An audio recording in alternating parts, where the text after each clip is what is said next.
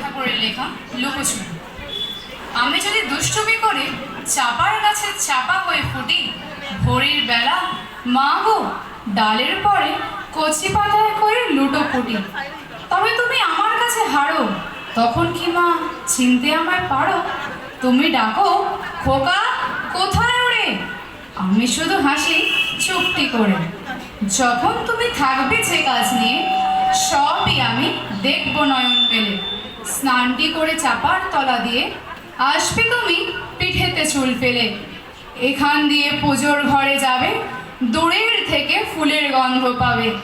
তখন তুমি বুঝতে পারবে না সে তোমার চোখে খোকার ছায়া ভাসে।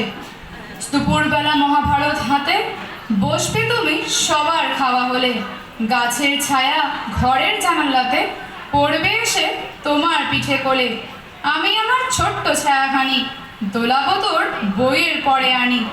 তখন তুমি বুঝতে পারবে না সে তোমার চোখে খোকার ছায়া ভাসে। সন্ধেবেলার প্রদীপখানি জেলে যখন তুমি যাবে গোয়াল ঘরে, তখন আমি ফুলের খেলা খেলে টুপ করে মা পড়বো ভুয়ে ঝরে। আবার আমি তোমার খোকা হব, গল্প বলো তোমায় গিয়ে কব। তুমি বলবে দুষ্টু ছিলি কোথা, আমি বলবো বলবো না সে কথা। নমস্কার।